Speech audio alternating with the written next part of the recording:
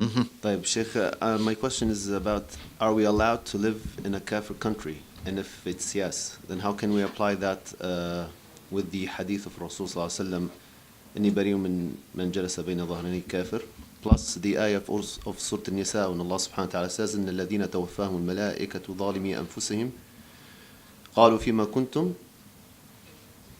قالوا كنا مستضعفين في الأرض قالوا ألم تكن أرض الله واسعة فتهاجروا فيها. And you know this ayah, of course, Sheikh, you know this ayah was revealed on the Muslims that were living in Mecca in the time of Medina. Thank you very much.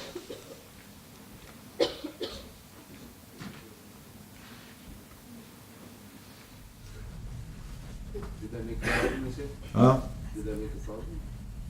No. Okay. First of all, yeah, brothers and sisters, as I have said, don't ask the wrong question. You need to ask the right question. So if a person is starving to death and he has no option but to eat haram food, he cannot ask the sheikh, is it allowed to eat haram food? Of course he will say to him what?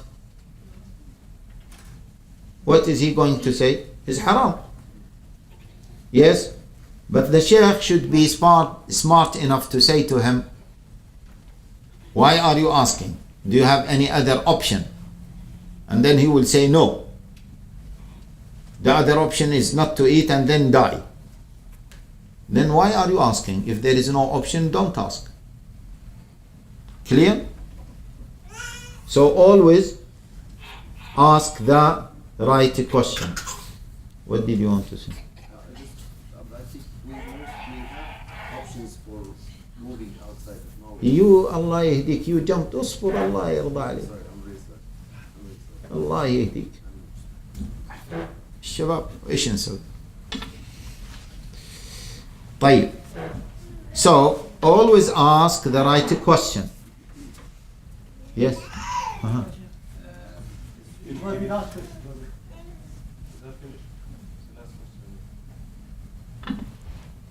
No, he cannot suppress it. So he, yes. I thought you were finished. No. Okay. طيب. So always ask the right question. Is it allowed to eat haram meat because I have no option but to eat it? خلاص, you have no option, just eat it. طيب. So this is one thing. The question is, are we allowed to live in non-Muslim countries now while some of us have no option but to live in non-Muslim countries? And maybe some of us have the option to live in Muslim countries. This is the correct way of asking it. صح? Because some people have no option. هذا أليكس, هذا يوسف.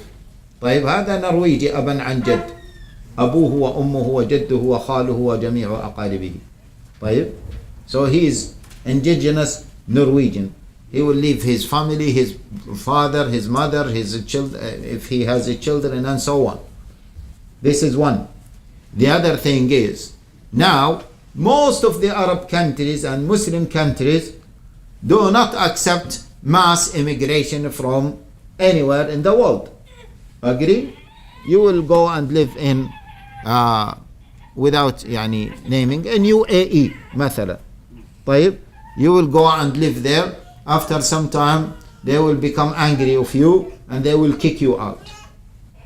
So you cannot live there permanently because you need to have the citizenship of that country now because of the international law setup. طيب? So this has to be taken into consideration as well.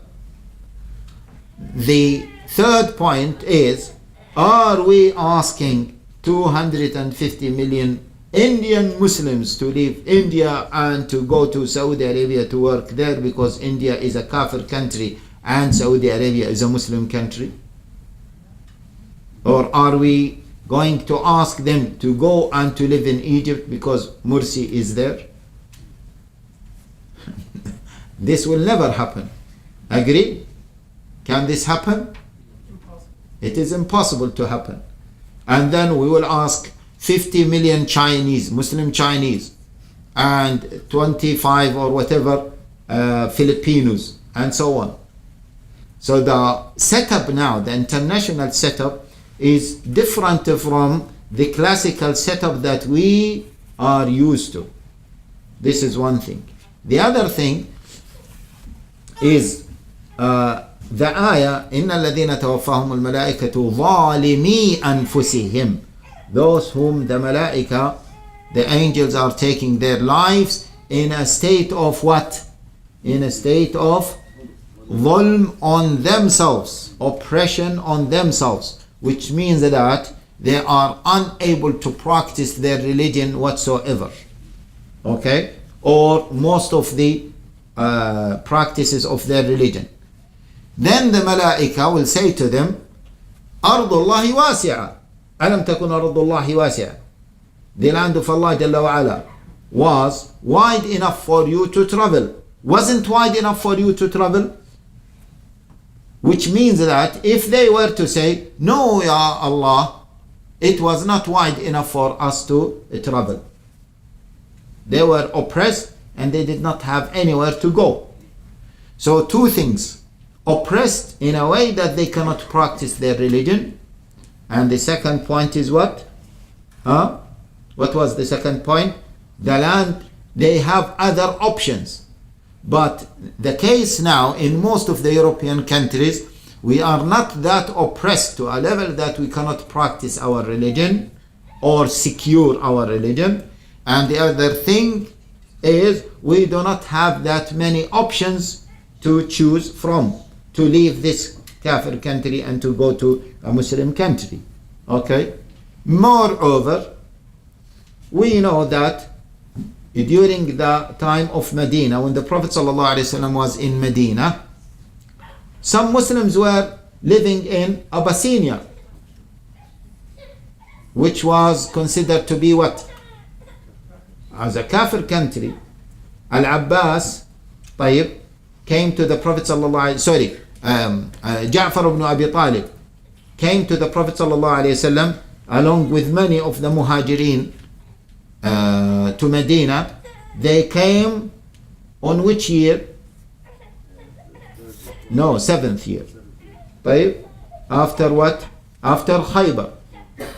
Ja'far came, and after the conquer or the opening of Khaybar, the Prophet ﷺ said, I don't know, okay, to become happy for what?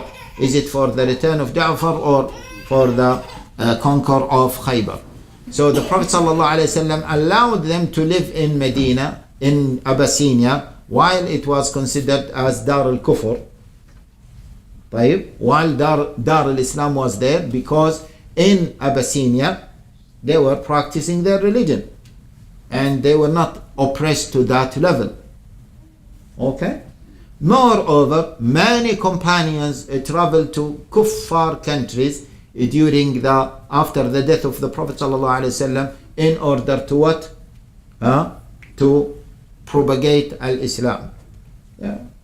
So this is the answer, inshallah. Jazakumullahu khair. That's it. Jazakumullahu khair. Barakallahu fikum. Subhanakallahumma wa bihamdika ashhadu an la ilaha illa anta astaghfiruka wa atubu ilayk.